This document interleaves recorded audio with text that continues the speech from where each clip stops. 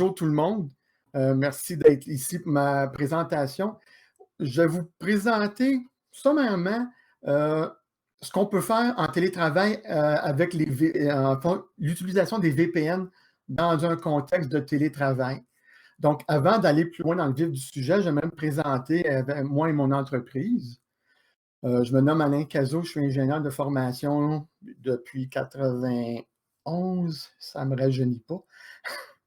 J'ai tout près de 30 ans d'expérience dans le domaine avec différentes certifications actuellement. J'ai 3 certifications de Microtik. Microtik, c'est une compagnie lettonne qui fabrique des routeurs, des switches pour les distribuer à travers le monde. J'ai déjà eu des certifications Cisco que de fil en aiguille, ça ne m'a pas donné de les renouveler, mais bon, je les ai eues quand même. J'ai de l'expérience à différents niveaux de profondeur avec du Microsoft, des serveurs, du Linux, J'ai même travaillé sur Unix. Encore une fois, ça vous dit quel âge que je peux avoir à peu près. Microtik, en 2014, m'a demandé de réécrire le matériel pédagogique pour leur cours, le premier cours qui s'intitule MTCNA, qui est Microtik Certified Network Associate. Ça faisait quand même plusieurs années que ce cours-là existait, commençait à ramasser beaucoup de poussière. Donc, j'ai eu le privilège de le réécrire pour eux autres. Ça, c'est de la formation qu'eux, après, vont redistribuer auprès de tous leurs fournisseurs, leurs formateurs, à travers le monde. Et je suis aussi cofondateur et vice-président du CSPE. Et comme j'aime bien dire affectueusement à mes amis, homme à tout faire, concierge, toutes ces tâches connexes. Le CSPE, Centre de services professionnels en éducation, c'est un centre d'apprentissage qu'on a ouvert en 2014 qui contient 2 divisions. La division jeune, où on offre de l'orthopédagogie, de l'orthophonie, et la mienne, qui est la division télécom, où j'offre des formations sur les équipements Microtik et de la communication en général, et aussi j'offre des services de consultation. Donc, si on rentre dans le vif du sujet maintenant, les VPN. Donc, RPV en bon français, qui est réseau privé virtuel. J'ai affiché la définition de Wikipédia légèrement refaite. En fait, c'est quoi des VPN? C'est un système qui permet de créer un lien direct entre des ordinateurs distants tout en permettant d'isoler leurs échanges du reste du trafic qui circule sur un réseau de télécom public. Donc, il y a plusieurs notions importantes là-dedans. Réseau de télécom public, c'est le plus gros exemple qu'on a actuellement, c'est l'Internet, c'est le plus connu de toute évidence, puis tous les échanges passent par là. Mais aussi, on peut parler quand moi je parle de réseaux publics, ça va être des réseaux qui sont hors de notre contrôle, puis accessibles par un grand nombre de clients. Les plus courants, on peut y penser, c'est les réseaux de Tim Hortons, McDonald's et les restaurants. Donc, ça, c'est ce que j'entends par réseau public. Et finalement, le dernier petit bout de la définition, c'est qu'on utilise notamment ce terme dans le télétravail. Donc, moi, je vais revenir sur 2 points qui m'ont vraiment interpellé sur la définition de Wiki. C'est lien direct. Donc, oui, c'est vrai, je dis ici qu'il n'y a pas d'intermédiaire, mais on s'entend, il y a de la réseautique, il y a des machines, il y a des liens qui relient point A à point B. Mais moi, dans ma tête, la façon que je le visualise, c'est du moment que le tunnel du VPN est monté, là, ces intermédiaires-là deviennent quasiment transparents pour ma communication. Donc, c'est pour ça que je parle d'un lien direct.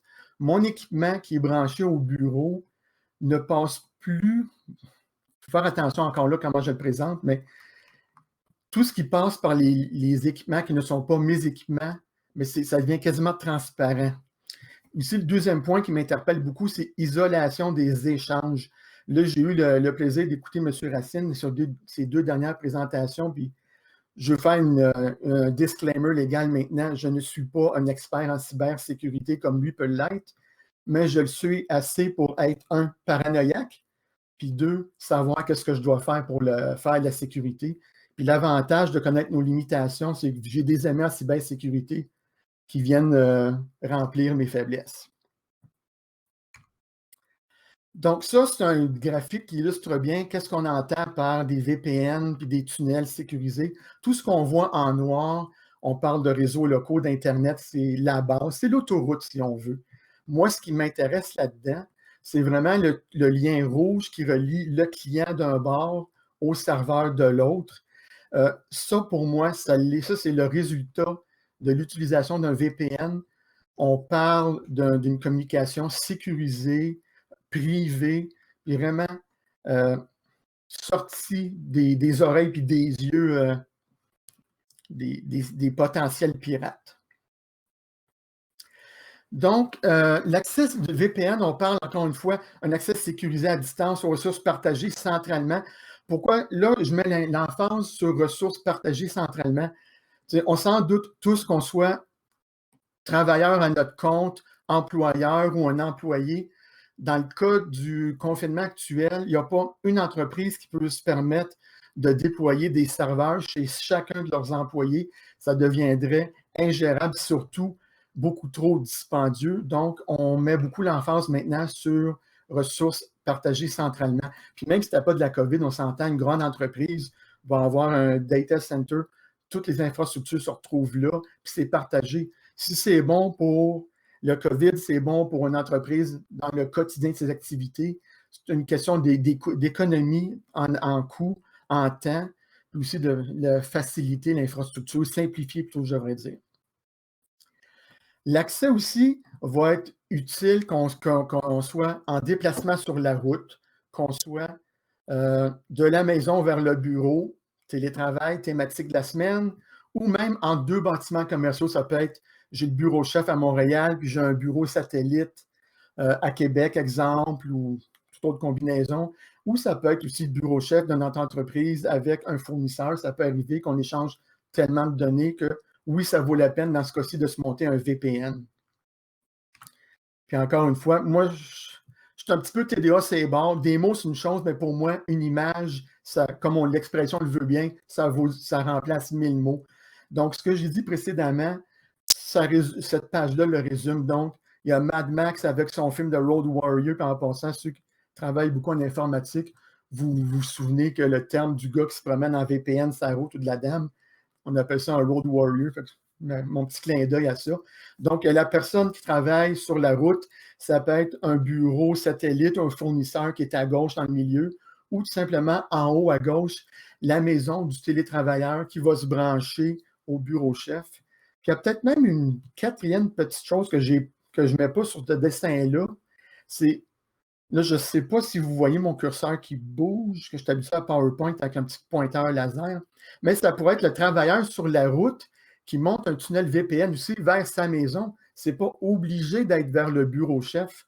Donc, il y a beaucoup de permutations qui sont possibles dans ce scénario-ci.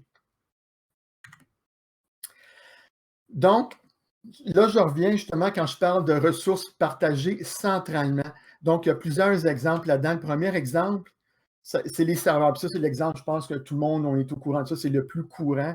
C'est les serveurs à domicile ou au bureau. Puis pourquoi j'inclus mon domicile là-dedans? C'est que nous, le CSPE, on a acheté un bâtiment commercial, un bâtiment, oui. On travaille là-bas, mais j'ai zéro ressource de partager là-bas. Ils sont toutes ici à la maison. Donc, j'ai mon serveur de fichiers qui est ici. Et parce que j'ai un VPN de montée entre le bureau de Sainte-Thérèse et mon domicile à Prévost, mais quand les employés travaillent au bureau, mais ils ont accès à tous les fichiers, à même titre que si on les travaillait de la maison ici. Un autre exemple qui, je pense, est de plus en plus d'actualité, les caméras de sécurité. Tu sais, on le sait, au bureau, en gros, puis Best Buy, les caméras de sécurité, ils se vendent beaucoup parce qu'on veut avoir accès, on veut valider que notre maison ou notre commerce est en sécurité, on veut voir ce qui se passe autour. Ça, c'est un autre exemple, donc. Et finalement, les infrastructures de centres d'appel. Moi, je me souviens, il y a plusieurs années, on appelait un centre d'appel pour des ressources, des questions. Ça peut être la banque, ça peut être un fournisseur de services. Tu parles à l'intervenant au téléphone, puis tu entends 99 autres personnes dans le background. Ça devenait très dérangeant. C'était pas plaisant, bref, parler à ces gens-là.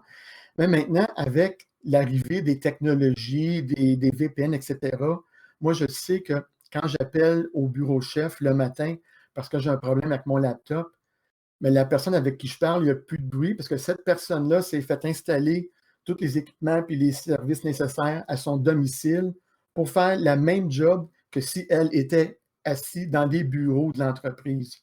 Donc ça, c'est 3 exemples de ressources partagées centralement. En passant, je ne l'ai pas dit au début de la présentation, mais José l'a dit, s'il y a des questions, je vais les prendre à la fin. Donc, je vous remercie de... Vous pouvez les écrire, il n'y a aucun problème, mais je vais y répondre à la fin seulement. Ça va être plus simple de même. OK.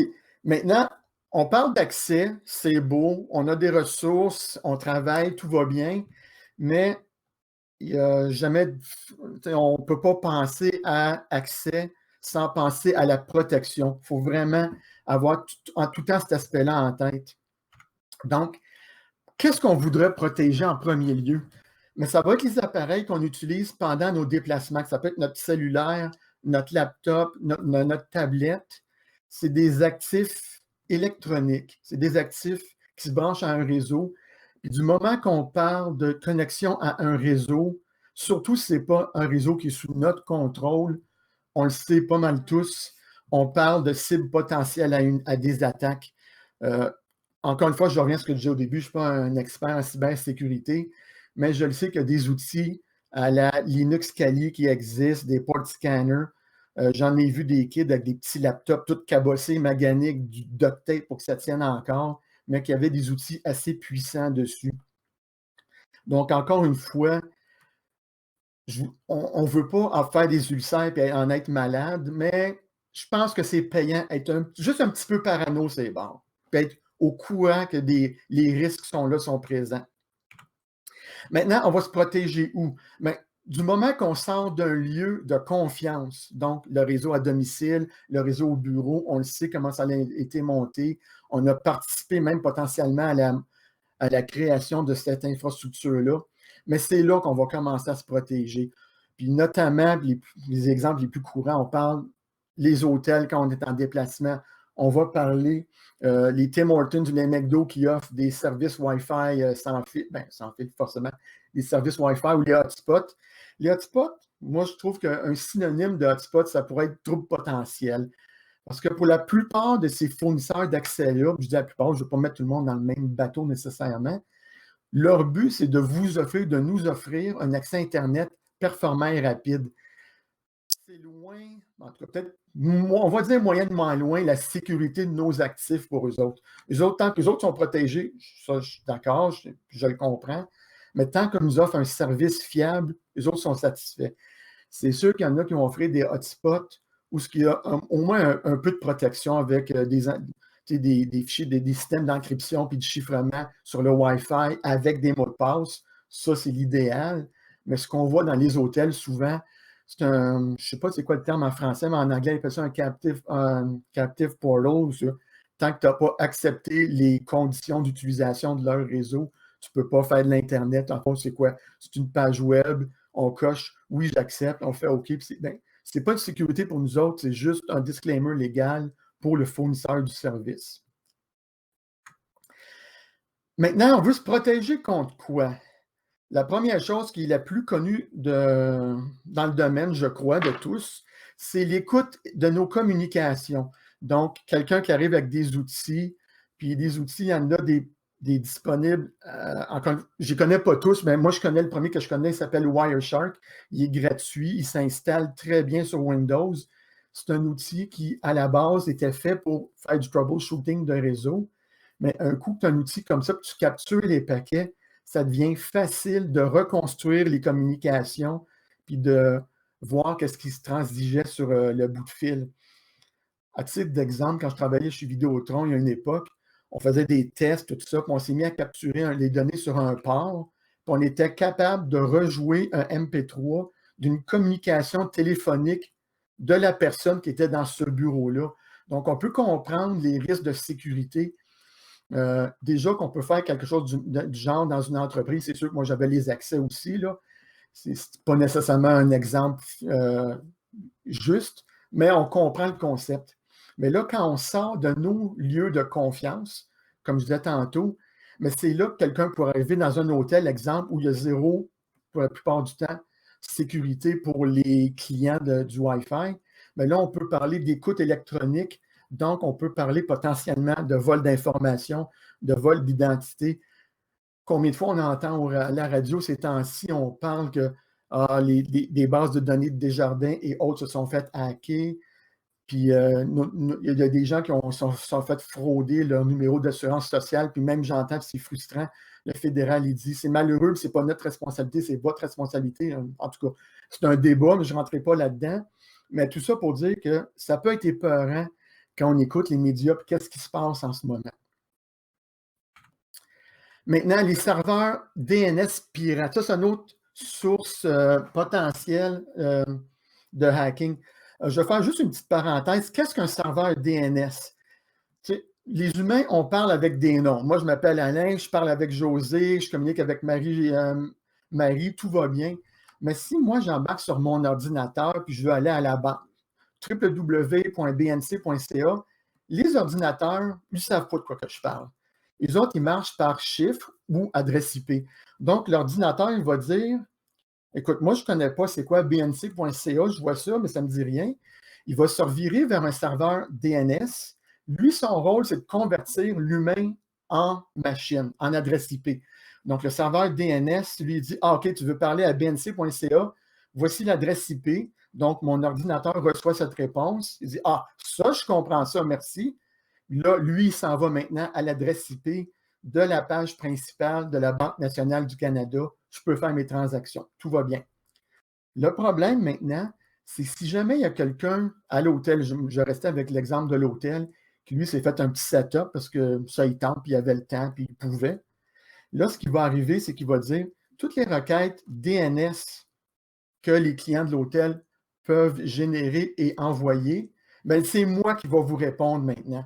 Donc, imaginez la situation qu'on voit ici sur le dessin. Moi, en tant que client, je pense que c'est lui le serveur légitime. Il reçoit ma requête. Il dit, moi, je lui demande, écoute, moi, je vais aller à bnc.ca, mais je ne sais pas son adresse. Le serveur, il va te répondre, pas de problème, mon chum. Moi, je connais ça. Donc, il t'envoie une adresse IP. L'adresse IP, malheureusement, c'est l'adresse IP du serveur vert qui est en bas. Ce n'est même pas le site de la BN. C'est un serveur que lui s'est monté. Puis, comme de raison, les hackers sont de plus en plus ingénieux puis talentueux, malheureusement. J'arrive là-dessus, puis la page web qu'on me présente, c'est une copie conforme de celle de la BN. Donc, je rentre mon courriel, mon mot de passe, Enter.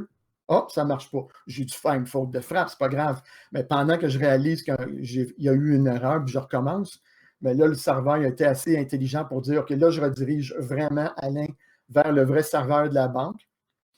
Là, je rentre une deuxième fois mon courriel, mon mot de passe. Ah, ça marche, je fais mes transactions. Donc, moi, je ne m'en suis pas rendu compte. J'ai cru faire une erreur, puis ce n'est pas plus grave que ça. Première chose que je vais savoir demain matin, c'est que là, le fraudeur, il a commencé à faire des virements de fonds. Puis, vu qu'il s'est logué avec mes credentials, je ne sais pas ce qu'est le terme en français, mais mes paramètres, mes vrais paramètres, je risque d'avoir des problèmes avec la banque pour me faire rembourser rendu là.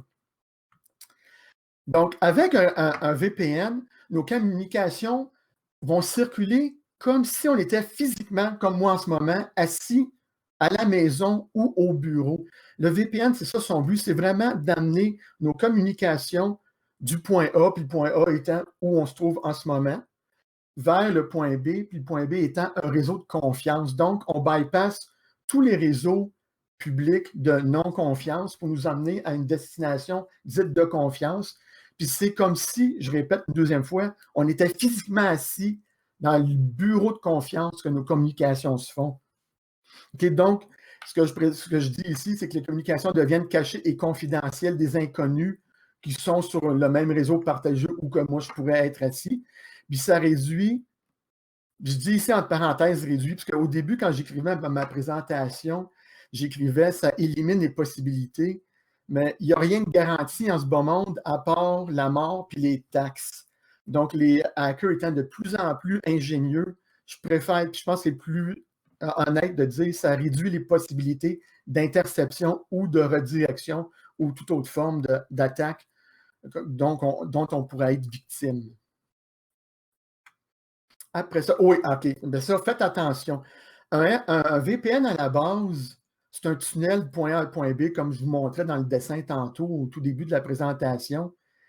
Puis si on s'en tient à ça, il y a zéro chiffrement, zéro encryption là-dedans.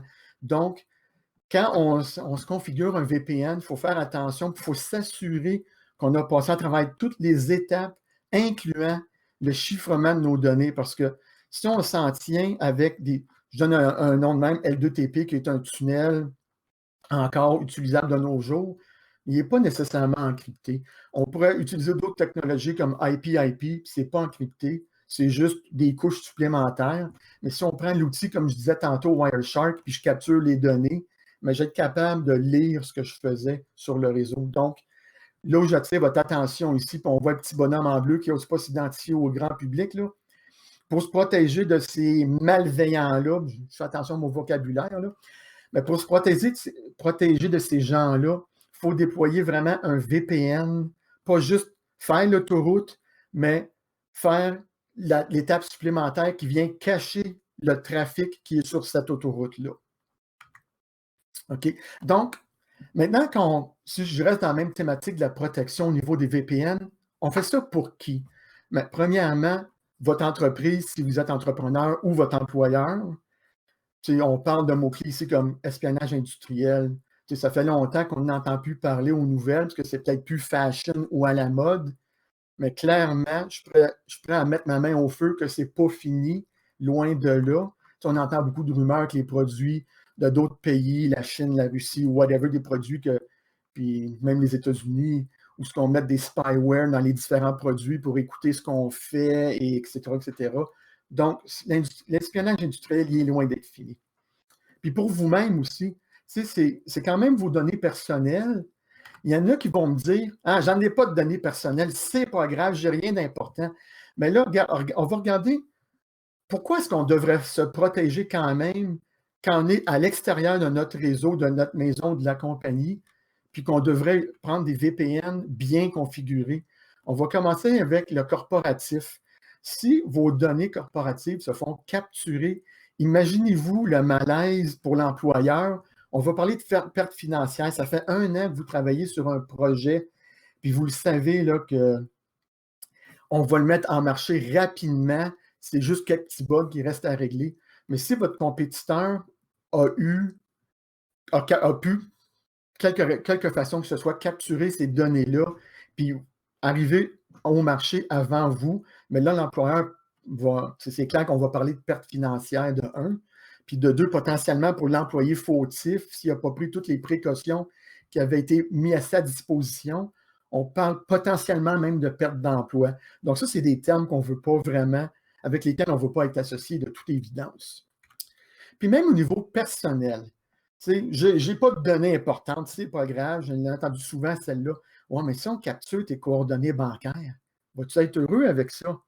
Puis si on parle aussi d'usurpation d'identité, puis ça aussi, on entend malheureusement de plus en plus souvent, c'est des choses clairement on veut éviter. Ah oui, cet écran-là, je sais, c'est sûrement encore à la mode, M. Racine de CyberSWAT pourrait certainement le dire.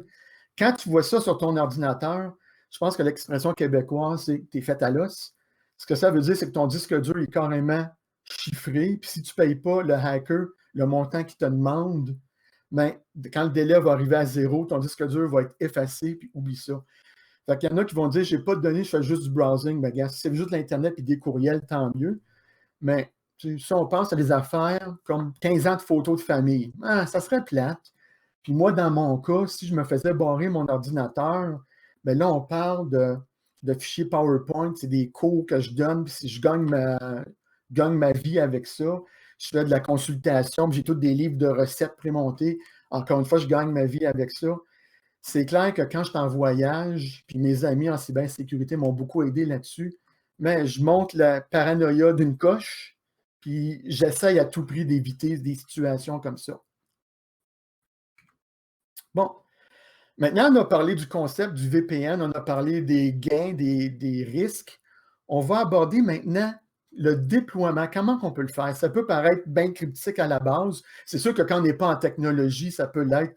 Il y a bien des gens qui me disent « Alain, arrête de dire c'est évident, parce que tu travailles dedans, puis c'est vrai, c'est peut-être une mauvaise manie que j'ai de ma part de dire que c'est pas si dur que ça. » Mais quand on travaille dedans, c'est une chose. Moi, j'ai un chum comptable, c'est de la magie noire ce qu'il fait, lui. Mais pour lui, c'est tellement évident.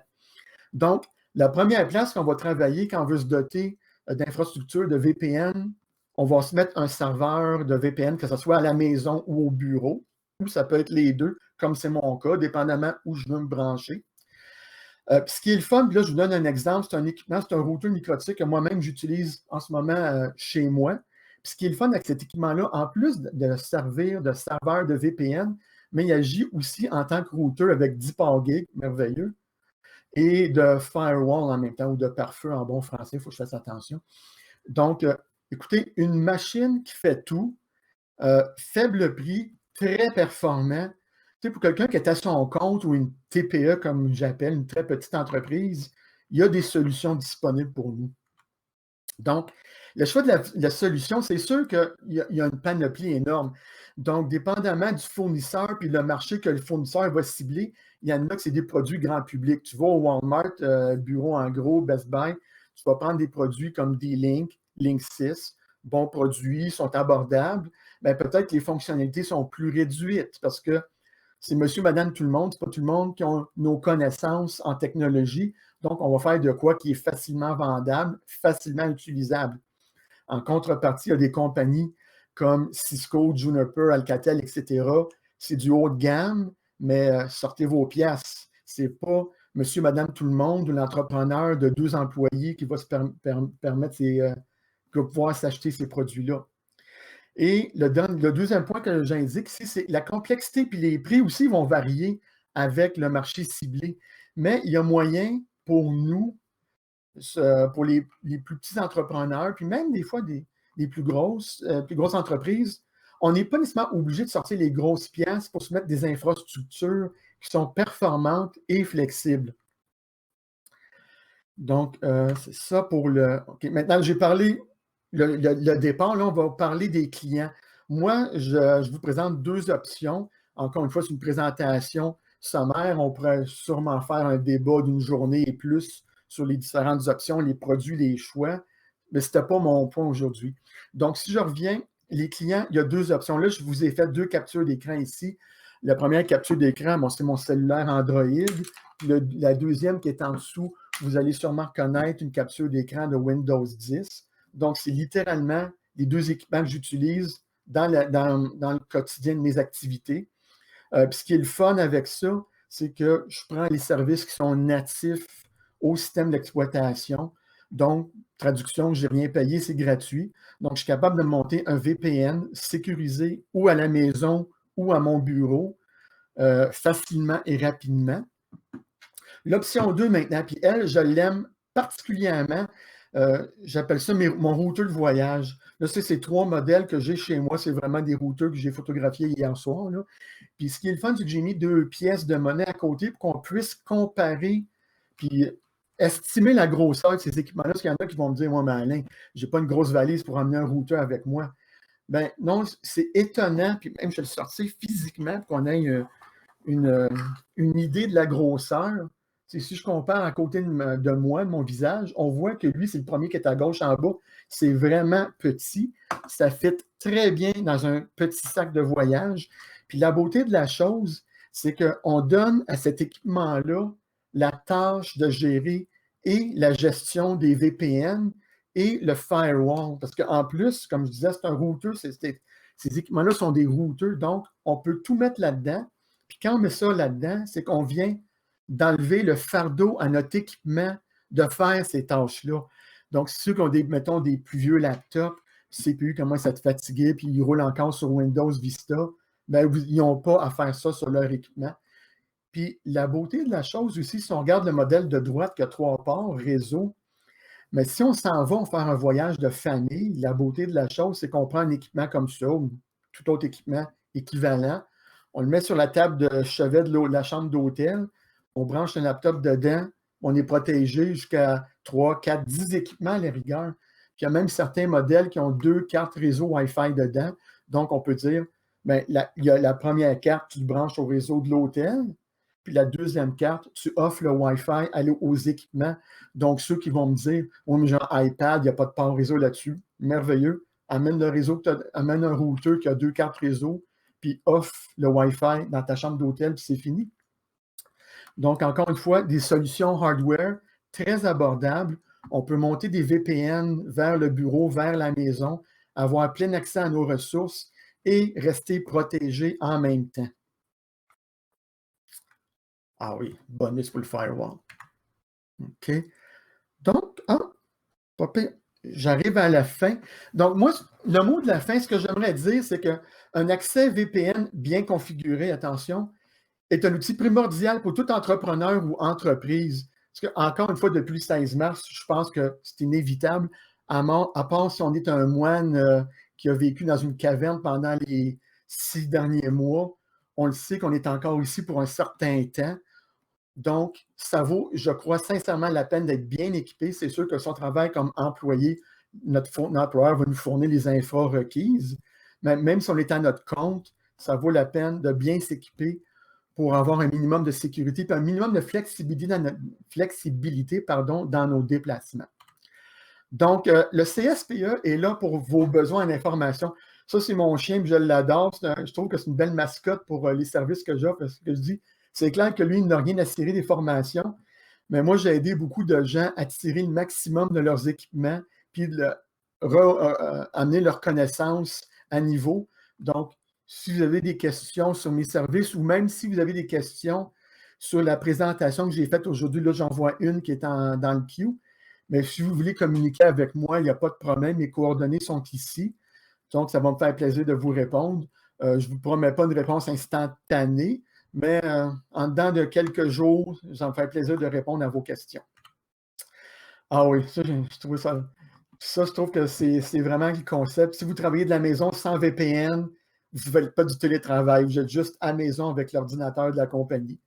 Donc, je vais ouvrir la fenêtre de questions. Routeur de voyage, coût, OK, John. Ça va dépendre des modèles, mais les modèles que moi je connais, là, je ne parlerai pas des autres fabricants, mais les 3 que j'ai présentés peuvent varier n'importe quoi avec le taux d'échange puis les frais d'importation entre 25 et 35 $. Dans le fond, le petit que je vous montrais tantôt, je vais le ressortir. Lui, si je ne m'abuse, je vais sortir l'autre aussi. Ah, il est caché le petit coquin. Donc, lui, je l'ai peut-être payé, par cœur, je ne m'en souviens plus. Mettons faire un chiffron 35 $, puis lui, il est à peu près 30 $. Là. Donc, si on voit, ça, c'est génial quand on se déplace. Puis lui, ce que j'aime particulièrement, c'est qu'il vient avec une plaque métallique que j'ai collée sur le capot de mon laptop. Je le branche là. Il s'alimente USB pour l'alimentation. J'ai rien qu'à brancher un câble réseau dans le port Ethernet. Puis, si je me promène partout dans l'hôtel ou dans un Tim Hortons, j'ai toujours la même protection. Donc, ça, c'est ce petit modèle-là, je l'affectionne particulièrement. Mais lui, quand je me déplace avec mon épouse, par exemple, on peut mettre nos 2 laptops en même temps, puis les 2 sont protégés de la shot. Utile, là, il y a Hicham qui me pose la question. Utile d'utiliser le VPN dans un environnement de télétravail basé. C'est un serveur RDP. OK. Je ne suis pas sûr de bien comprendre la question, Hicham, mais c'est sûr que quand un serveur RDP, la beauté de la chose, c'est que c'est juste l'affichage qui t'est envoyé à toi. C'est clair qu'il n'y a aucune donnée qui te transige. Donc oui, s'il y a des employeurs qui font ça, puis je connais un de mes clients qui marche juste en RDP et les postes de travail des employés font que ça. Mais autrement, c'est sûr que moi, dans le fond, ce que je n'ai pas dit dans ma présentation, c'est que ma job de jour, je travaille pour Hydro-Québec. Donc, j'ai mon laptop Hydro ici avec moi, mais c'est clair qu'on monte un client checkpoint hautement sécurisé, on se branche. Puis si le laptop ne rencontre pas toutes les exigences de 802.1x, entre autres, les dernières mises à jour, les signatures d'antivirus, je ne me branche pas au réseau tant que ça, ce n'est pas fait. De rien, John. John qui me dit merci beaucoup. OK. Est-ce qu'il y a d'autres questions? Je suis encore disponible. Merci, Hicham. De rien.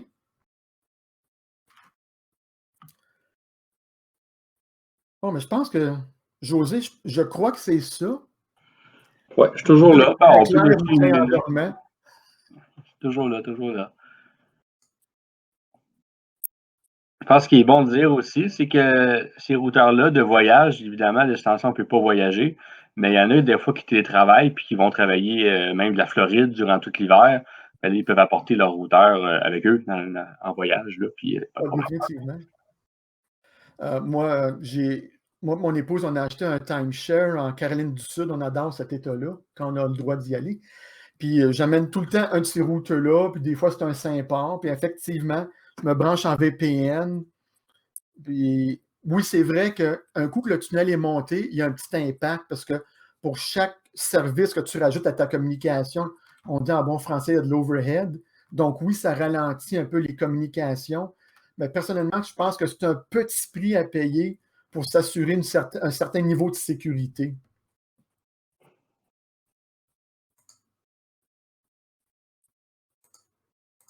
Ah. OK. Patricia Gingras, est-ce que l'installation d'un VPN peut permettre d'utiliser de façon sécuritaire un ordinateur qui n'est plus à jour, un vieux Mac, par exemple? Ben, encore une fois, je ne suis pas un expert sécurité, Patricia, mais c'est sûr que si on navigue sur des sites web qui pourraient pousser du malware, du code malveillant, non, le VPN ne fera pas ça. Le VPN il est vraiment pour cacher les communications entre le point A et le point B. Mais du moment que tu es rendu au point B, si le site web est hyper truffé de virus, ce n'est pas sa job à lui à faire ça. C'est pour ça que souvent, les systèmes d'exploitation, on dit faites vos mises à jour, mettez votre antivirus à jour. Puis je sais que de plus en plus, les compagnies comme Microsoft, Apple, ils font, même Google, ils améliorent leurs produits de plus en plus pour détecter les sites malveillants. Mais encore une fois, non, malheureusement, le VPN ne va pas te protéger pour ça.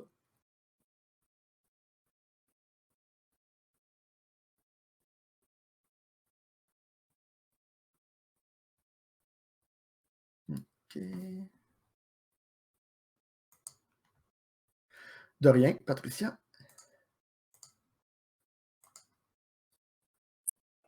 OK. Je veux dire, comme je vais dire à mes étudiants, à 3, je considère qu'il n'y a plus de questions. Une fois, 2 fois, 3 fois, adjugé. Merci beaucoup, Alain. Ben, veux-tu passer ton sondage au pire? Ah, ben oui, tiens, c'est vrai, merci de me le faire penser. Tout le monde Dans a le fond, je suis juste curieux de voir qui, chez eux, ont ou planifient avoir des VPN. Donc, j'ai 2 votes de rang A, 3 votes, je vais mettre mes lunettes, 4 votes, 5, 7, 8.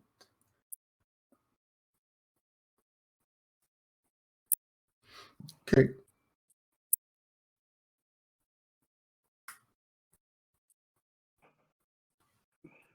On est rendu à 9 votes. José, tu vois combien de participants sur l'appel? On est 26 actuellement. OK. Donc, j'ai 9 réponses. On pourrait peut-être donner encore quelques secondes pour que les gens puissent répondre.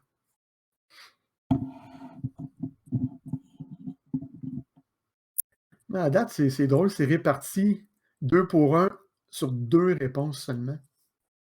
OK.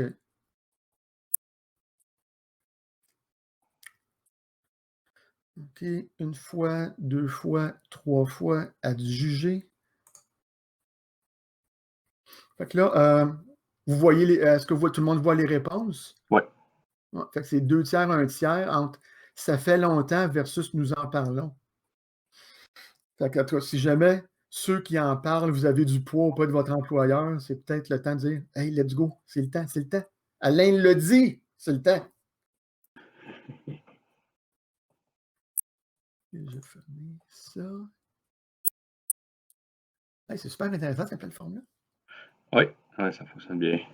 Ouais. Bon.